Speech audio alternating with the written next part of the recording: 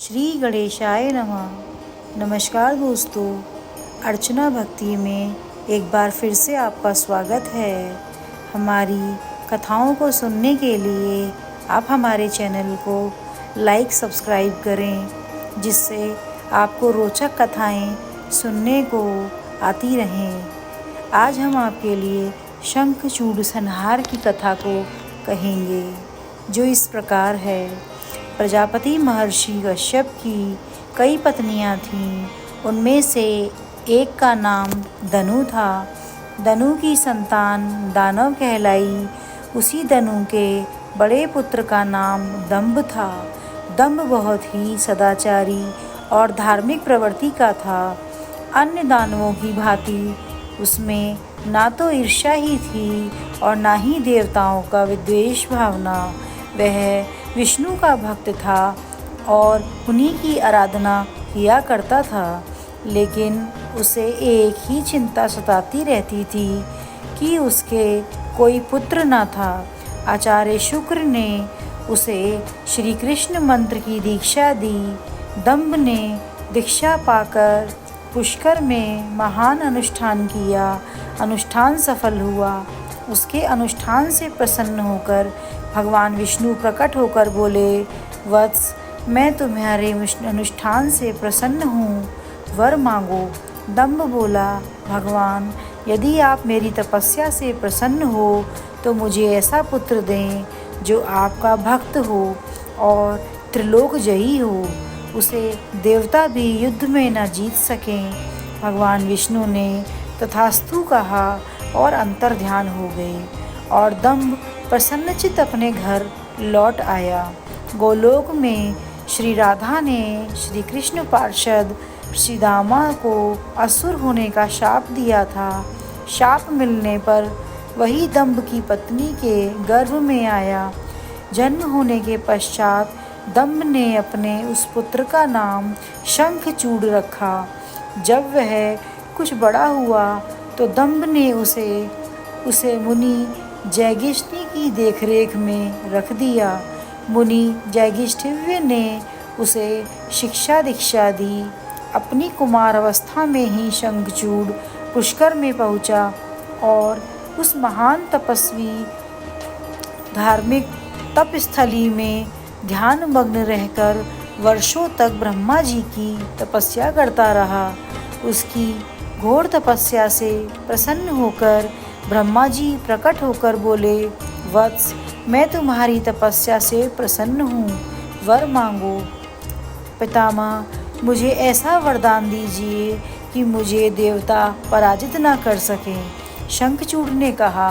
ब्रह्मा जी ने उसे ऐसा ही वरदान दिया और श्री कृष्ण कवच प्रदान करते हुए उसे आदेश दिया, शंखचूड़, तुम बद्री का आश्रम चले जाओ। वहाँ तुम्हारा भाग्य का सितारा उदय होने की प्रतीक्षा कर रहा है। आदेश मानकर शंखचूड़ बद्रिकाश्रम पहुँचा। वहाँ महाराज धर्मध्वज की पुत्री तुलसी भी तपस्या कर रही थी।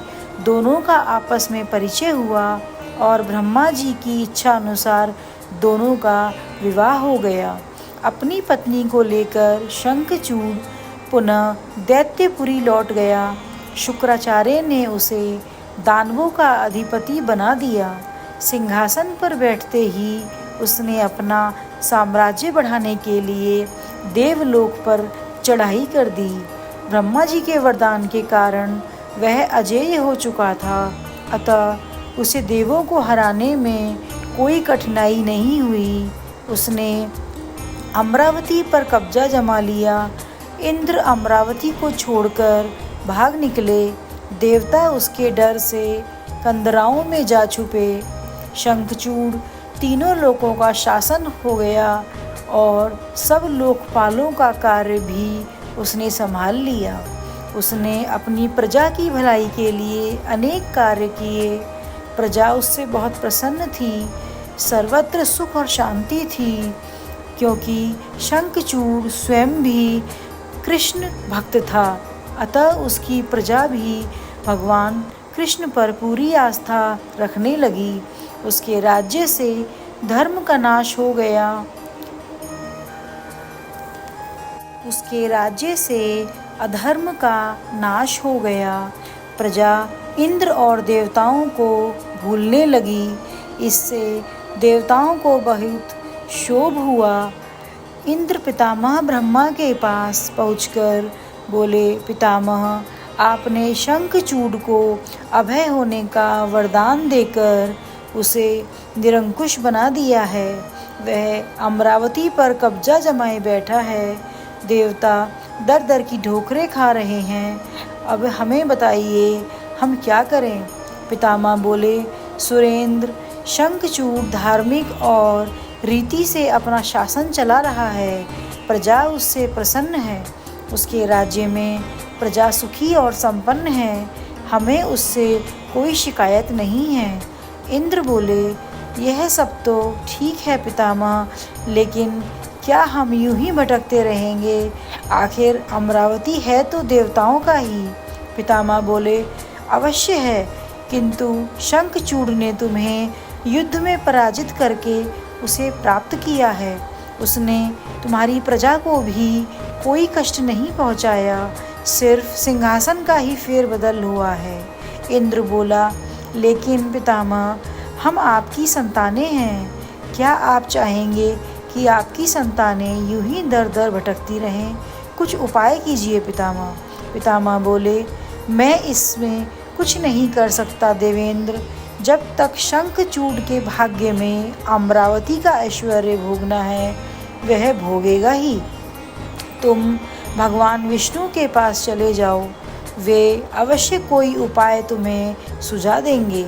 वहाँ से निराश होकर इंद्र श्री विष्णु के पास पहुँचा और उनकी स्तुति करके बोला, भगवान, देवता इस समय भारी संकट में हैं।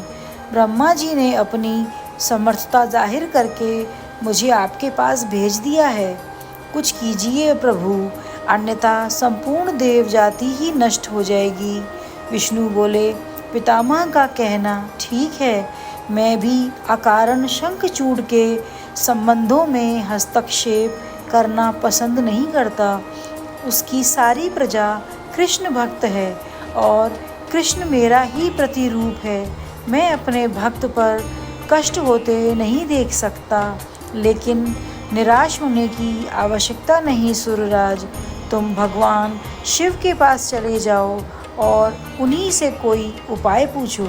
वे अवश्य ही तुम्हारे कष्ट का निवारण कर देंगे। विष्णु की बात सुनकर इंद्र निराश भाव से वैकुंठ से निकल आए। अंत में वह भगवान शिव के पास कैलाश पर्वत न जाकर शिवलोक पहुंचा और भगवान शिव की स्तुति करके अपने आने का प्रयोजन बताया।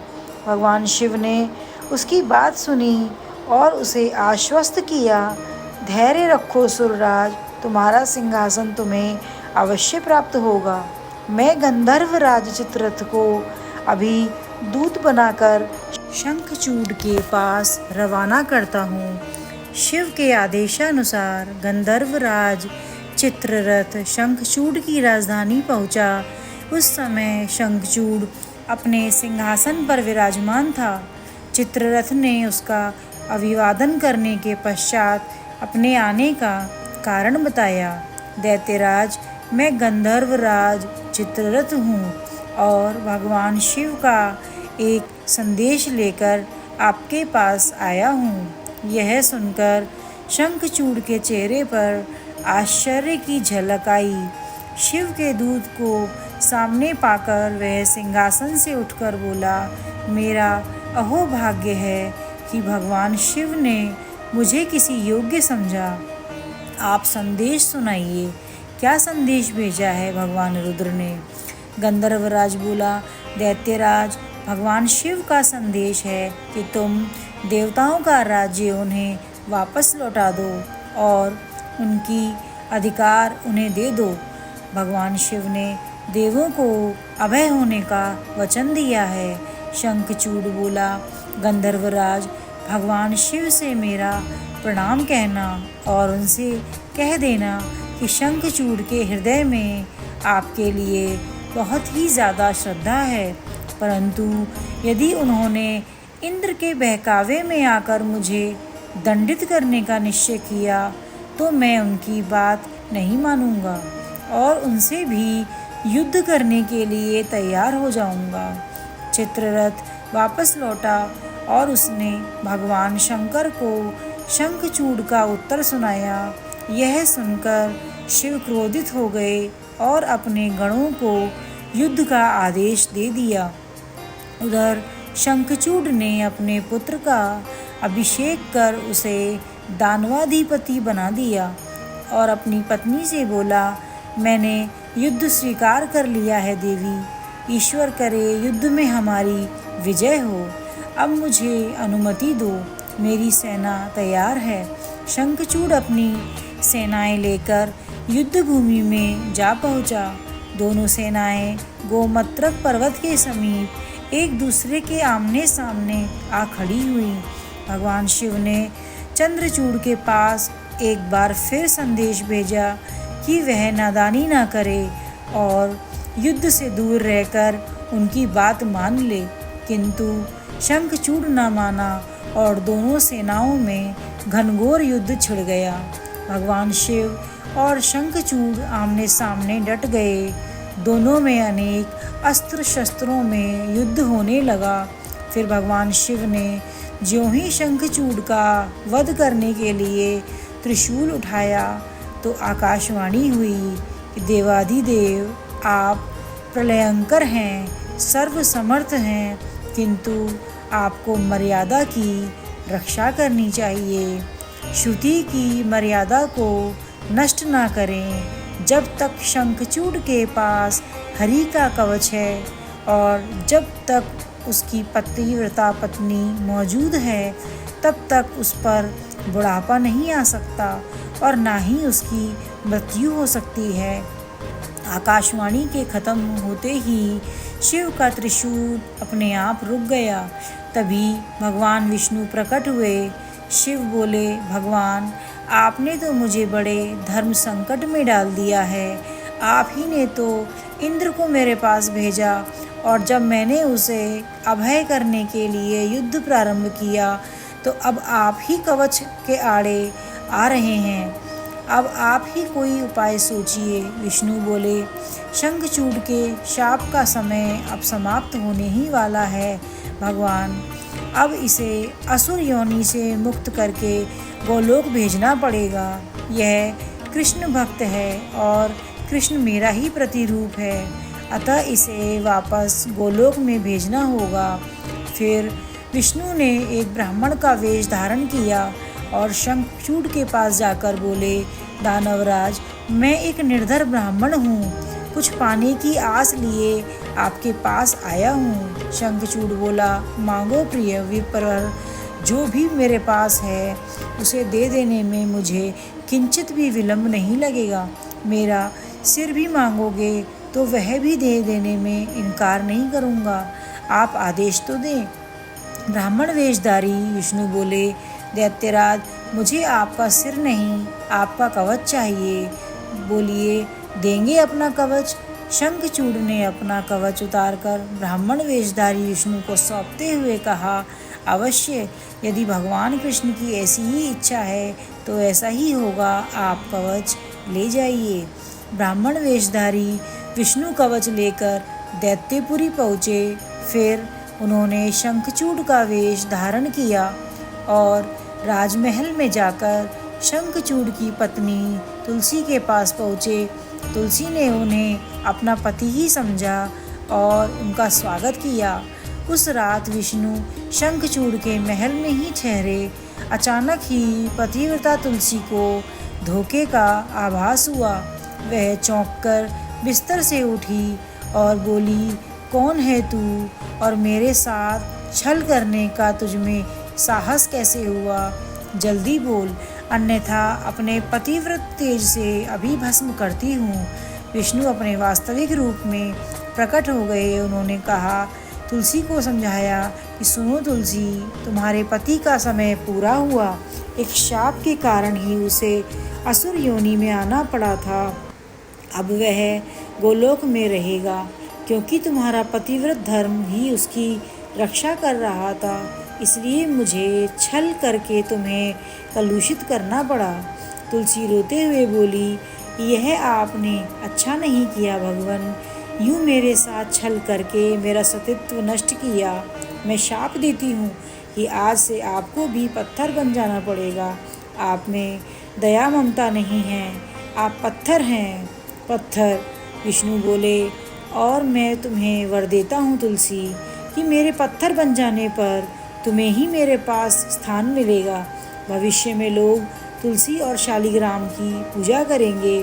तुलसी के बगैर शालिग्राम की पूजा अधूरी रहेगी। उसके बाद विष्णु अंतर्ध्यान हो गए और युद्ध भूमि से खड़े शिव को अपनी दिव्य शक्ति से सब कुछ बता दिया। शंखचूड़ और शिव में पुनः युद्ध आरंभ हो गया, किंतु तुलसी के पतिव्रत धर्म नष्ट हो जाने से शंखचूड़ की शक्ति घट गई। अतः शिव ने अपना त्रिशूल उसकी ओर फेंका और वह सीधा शंखचूड़ के हृदय स्थल को भेद गया। वातावरण में हजारों बिजलियां एक साथ कौंध गईं, चारों दिशाएं कांप उठी और देखते ही देखते शंखचूड़ धरती पर जा गिरा। गिरते ही उसके प्राण पखेरु उड़ गए। शाप से मुक्ति मिलते ही श्री दामा गोलोक जा पहुंचा। उसकी भस्म से एक शंख प्रकट हुआ जो कालांतर में भगवान शिव के हाथों की शोभा बना। देवताओं ने शिव की जय जयकार की और इंद्र को अपना सिंहासन पुनः प्राप्त हो गया। दोस्तों, अगर आपको ये कथा पसंद आई है तो हमें कमेंट में जय श्री भोलेनाथ लिखकर हमारा मनोबल बढ़ाएं।